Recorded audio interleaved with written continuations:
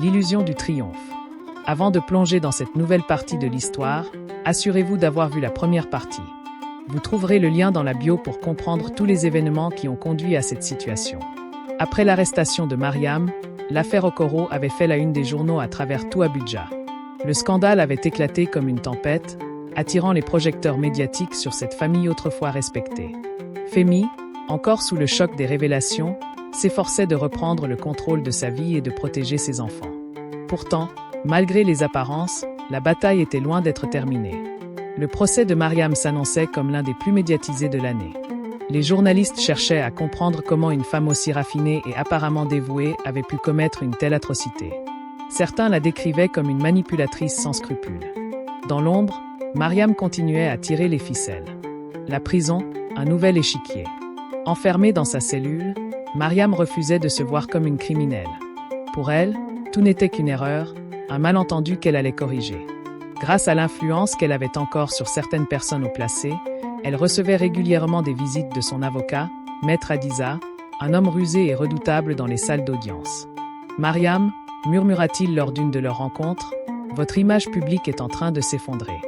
Femi vous a complètement discrédité avec ses vidéos. » Mariam serra les dents, ses yeux lançant des éclairs. « Vous croyez que je vais me laisser faire? Ce procès est une farce. Femi m'a trahi. Il m'a humilié. Mais je vais renverser la situation. Il ne sait pas encore de quoi je suis capable. » Maître Hadiza esquissa un sourire. Il connaissait le talent de Mariam pour manipuler son entourage. Si elle voulait se battre, il allait l'aider, tant que cela servait ses propres intérêts. Femi et la reconstruction. De son côté, Femi tentait de reconstruire sa famille.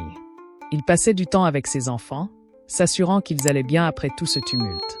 Grace était toujours là, fidèle au poste, veillant sur Zara, Ada et Malik comme une lionne protégeant ses petits. Elle savait que le combat n'était pas fini. Mariam était une femme rusée, et même derrière les barreaux, elle restait dangereuse. Un soir, alors qu'il regardait la télévision, Femi tomba sur un débat télévisé où l'on évoquait l'affaire. Il est difficile de croire qu'une femme comme Mariam Okoro ait pu faire une chose pareille, disait un analyste. Nous devons nous demander si elle n'a pas été poussée à bout par la pression familiale. Poussée à bout? Répliqua un autre invité. Elle a tenté de tuer un enfant innocent. Femi éteignit la télévision et s'est huré.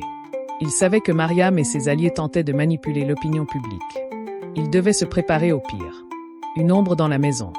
Pendant ce temps, la demeure des Okoro n'avait jamais paru aussi vide. Malgré le départ de Mariam, son influence planait toujours. Zara et Ada demandaient parfois où était leur belle-mère, mais Femi leur répondait avec prudence. Elle est partie pour un long moment. Concentrez-vous sur l'école et amusez-vous, mes princesses. Mais la nuit, Malik faisait encore des cauchemars. Parfois, il se réveillait en criant, réclamant Grace. Elle accourait alors, le berçant jusqu'à ce qu'il se rendorme. Dans son cœur, elle savait que Mariam avait laissé une blessure profonde dans cet enfant. Un soir, alors que tout semblait paisible, Grace trouva une enveloppe glissée sous la porte d'entrée. Elle l'ouvrit et son sang se glaça. À l'intérieur, une simple note. Ce n'est pas fini. Elle regarda autour d'elle, mais la rue était déserte. Un frisson la parcourut. Mariam était peut-être derrière les barreaux, mais ses griffes s'étendaient bien au-delà des murs de la prison. Le procès de la manipulation. Le tribunal était bondé. Les bancs étaient remplis de journalistes, de curieux et de membres de la famille Okoro, chacun attendant le début du procès avec une attention fébrile. L'affaire de Mariam Okoro contre l'État avait captivé l'opinion publique. Certains la voyaient comme une femme désespérée, victime d'un système familial oppressant, tandis que d'autres la considéraient comme une calculatrice sans scrupules qui n'avait pas hésité à tenter d'éliminer un enfant innocent. Mariam entra dans la salle d'audience vêtue d'un tailleur beige, les cheveux soigneusement attachés, son visage maquillé avec subtilité. Elle voulait projeter l'image d'une femme respectable, d'une épouse et mère injustement accusée. Mais derrière cette façade se cachait une redoutable stratège prête à tout pour manipuler l'issue du procès. Une mise en scène maîtrisée. Dès le début, l'avocat de Mariam, Maître Hadiza, jouait de toutes les ficelles de la défense.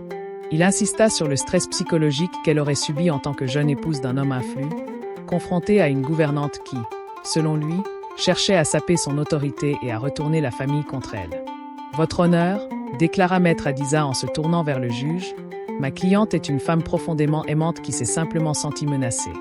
Elle a été prise dans une spirale de paranoïa causée par une dynamique familiale toxique. Du côté de l'accusation, Maître Okechukwu, un procureur redoutable, ne comptait pas se laisser impressionner. « Votre honneur, répliqua-t-il, nous avons ici une affaire claire. Nous disposons de vidéos prouvant que l'accusé a tenté d'empoisonner son beau-fils. Ce n'est ni un accident ni une paranoïa, mais une tentative préméditée de nuire à un enfant innocent. » Le juge acquiesça lentement et demanda que les preuves vidéo soient projetées devant la cour. L'effondrement du masque. L'écran de la salle s'illumina, et les images filmées par les caméras de surveillance s'affichèrent sous les regards stupéfaits du public. On y voyait Mariam verser un liquide suspect dans le bol de Malik avant de le servir avec un sourire calculé. Son expression, d'abord tendre, se transformait en un masque de satisfaction lorsqu'elle regardait l'enfant manger. Dans le box des accusés, Mariam blêmit légèrement mais tenta de conserver son sang-froid. Lorsqu'on lui demanda d'expliquer ces images, elle éclata en sanglots fins. Je ne sais pas ce qui s'est passé, balbutia-t-elle. Peut-être que quelqu'un a trafiqué ces vidéos. Mais le doute s'était déjà installé dans les esprits. Le témoignage de Grace. Lorsque Grace fut appelée à la barre, elle s'avança avec dignité. Sa voix était calme mais ferme. « J'ai servi la famille Okoro pendant des années, commença-t-elle. J'ai vu Mariam changer petit à petit, devenir obsédée par l'idée que Malik lui volait quelque chose.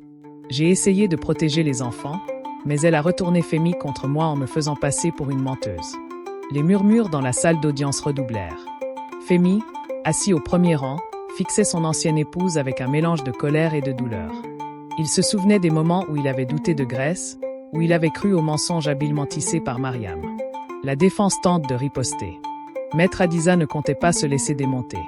Il contre-interrogea Grace avec habileté, tentant de semer le doute. « Madame Grace, pourquoi n'avez-vous pas signalé plus tôt ces inquiétudes? Pourquoi attendre que la situation dégénère pour parler ?» Grace prit une profonde inspiration avant de répondre. « Parce que Mariam avait déjà convaincu tout le monde que j'étais contre elle. Qui m'aurait cru ?» Un silence pesant s'installa. Les paroles de Grace résonnaient comme une vérité indéniable. Mariam, qui jusque-là s'accrochait à l'image de la victime, sentit son empire de mensonges vaciller. Le regard de Femi. Durant tout le procès, Femi observait la scène avec un mélange d'émotions contradictoires. Il avait aimé Mariam autrefois. Il avait cru en elle, lui avait fait confiance. Mais aujourd'hui, il ne voyait plus qu'une femme prête à tout pour manipuler son entourage et éviter la justice. Lorsque l'audience prit fin pour la journée, Mariam jeta un regard vers lui, espérant y lire une once de soutien.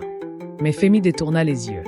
Il savait désormais que la femme qu'il avait épousée était une illusion, une façade bien trop bien construite. La chute de Mariam. Le tribunal était plongé dans une atmosphère lourde de tension.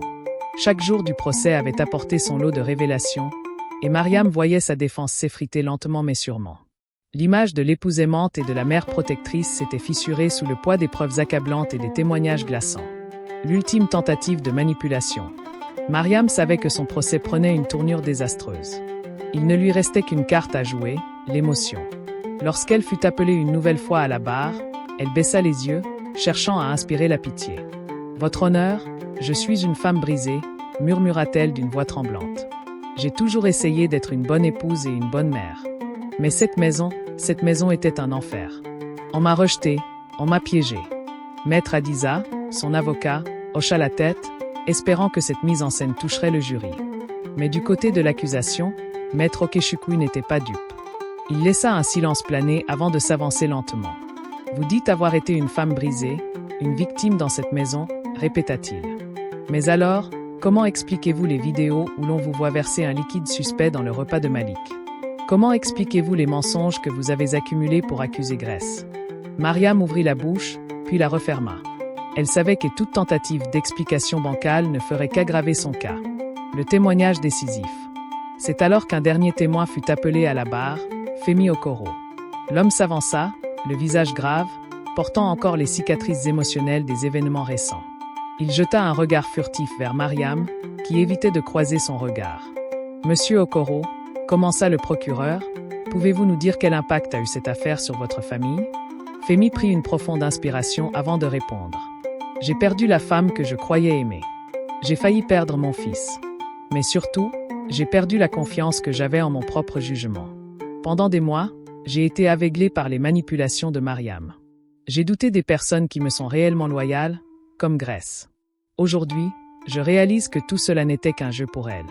Ces paroles frappèrent comme un coup de massue. Dans la salle, certains murmuraient, d'autres hochaient la tête en signe d'approbation. Le verdict approche.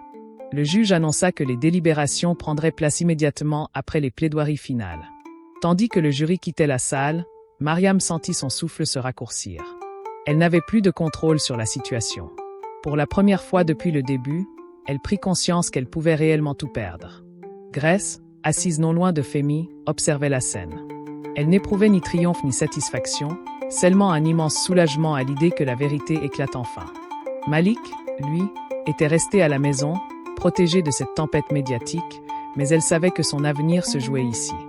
Lorsque le jury revint après de longues heures de délibération, l'air était chargé d'anticipation. Le greffier se leva et lut la décision. Nous déclarons l'accusée, Mariam Okoro, coupable de tentative d'empoisonnement et de mise en danger d'un enfant. Un silence tomba sur la salle, immédiatement suivi par un bourdonnement de réactions diverses. Mariam s'effondra sur sa chaise, les larmes coulant sur son visage, mais cette fois, elle n'était plus une ruse. C'était la panique, le désespoir. Le juge leva son marteau et conclut. La condamnation sera prononcée demain. Alors qu'on emmenait Mariam hors de la salle, son regard croisa celui de Femi une dernière fois. Il n'y avait plus d'amour, plus de colère, seulement une acceptation résignée. Elle avait perdu. La condamnation et le renouveau. Le lendemain du verdict, l'air était lourd de tension alors que tout le monde se rassemblait dans la salle d'audience pour entendre la sentence de Mariam. Les journalistes avaient envahi les couloirs du tribunal, leurs caméras braquées sur chaque mouvement des protagonistes de cette affaire qui avait captivé toute la ville. Des murmures remplissaient la salle, chacun essayant d'anticiper la décision finale du juge. L'annonce de la sentence. Le juge entra dans la salle, son visage impassible trahissant la gravité du moment. Il prit son marteau et frappa une fois sur son pupitre. Après avoir examiné toutes les preuves et pris en compte les témoignages des parties concernées, la Cour condamne Mariam Okoro à 20 ans de réclusion criminelle pour tentative d'empoisonnement et mise en danger de la vie d'un enfant. Un murmure parcourut la salle, entre soulagement et stupeur. Certains spectateurs hochèrent la tête en signe d'accord, tandis que d'autres échangeaient des regards perplexes. Mariam, jusque-là stoïque, blêmit et sentit ses jambes fléchir. Elle se tourna vers Femi, cherchant une once de pitié dans son regard, mais elle n'y trouva qu'une résolution froide. Les agents de sécurité se rapprochèrent d'elle pour l'escorter hors du tribunal. Elle tenta un dernier regard vers la foule, espérant un signe de soutien, mais personne ne vint. Son univers, autrefois luxueux et enviable, s'effondrait autour d'elle. Sa déchéance était complète. L'après-procès, le retour à la vie. Après le départ de Mariam, Femi s'effondra sur un banc, la tête entre les mains. Le cauchemar était enfin terminé, mais à quel prix ? Il se rendit compte qu'il lui faudrait du temps pour reconstruire ce que Mariam avait brisé. Son foyer, autrefois empli de rire et d'amour, avait été empoisonné par le venin de la manipulation et du mensonge. Grace, quant à elle, resta près de Malik et de ses sœurs, veillant à ce qu'ils ne ressentent pas trop le poids du drame. Elle savait qu'il faudrait du temps pour que la maison des Okoro retrouve la paix. Pourtant, elle sentait déjà que l'atmosphère changeait. Femi redevenait peu à peu le père aimant qu'il avait toujours été avant l'arrivée de Mariam. Quelques jours plus tard, Femi convoqua Grace dans son bureau. « Je vous ai fait du tort en doutant de vous, admit-il. Vous avez toujours été là pour mes enfants, alors que moi, j'ai laissé Mariam semer la discorde. J'ai ignoré les signes, j'ai cru ses mensonges, et j'ai presque perdu ceux qui comptent vraiment. » Grace hocha doucement la tête. « Ce qui compte, c'est que les enfants soient en sécurité maintenant, monsieur Femi. Ils ont besoin de stabilité et d'amour. » Femi prit une grande inspiration avant de poursuivre. « J'aimerais que vous restiez auprès d'eux, mais pas comme employé, comme un véritable membre de cette famille. » Grace, émue, sentit une larme rouler sur sa joue. Elle avait consacré sa vie à cette maison et à ses enfants, et entendre ces mots lui apportait un soulagement immense. Pour elle, il n'y avait pas de plus grande victoire que celle d'avoir protégé ceux qu'elle considérait comme les siens. Un avenir nouveau. Avec le temps, la maison Okoro retrouva une certaine sérénité. Malik criait à nouveau, Zara et Ada recommençaient à jouer sans crainte. L'ombre de Mariam s'effaçait peu à peu, remplacée par la chaleur d'un foyer enfin réuni. Femi, de son côté, s'efforçait d'être plus présent pour ses enfants, apprenant de ses erreurs et veillant à ne plus jamais laisser le doute l'éloigner de ceux qui lui étaient fidèles. Il prenait le temps de les écouter, de leur lire des histoires le soir, et de leur offrir l'amour et l'attention qu'ils avaient si longtemps cherchés. Quant à Mariam, Elle fut transférée dans un établissement pénitentiaire où elle réalisa peu à peu l'étendue de ses actes. Ses premières semaines en prison furent marquées par l'isolement et le rejet des autres détenus. Elle tenta de maintenir son masque de femme forte, mais la vérité l'écrasait de tout son poids. Elle comprenait enfin que sa quête effrénée de pouvoir et de contrôle l'avait menée à sa perte. Son nom disparut progressivement des conversations, relégué au passé, son existence désormais réduite à une cellule froide et austère. Un matin, Grace se tenait sur le balcon de la maison, observant les enfants jouer dans le jardin sous le soleil doré. Elle se tourna vers Femi, qui la rejoignit avec une tasse de café. « Vous avez fait le bon choix », murmura-t-elle.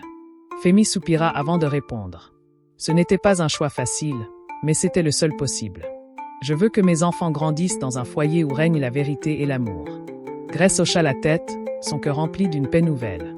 Et ainsi, après tant d'épreuves, la famille Okoro put enfin tourner la page et regarder vers l'avenir avec espoir.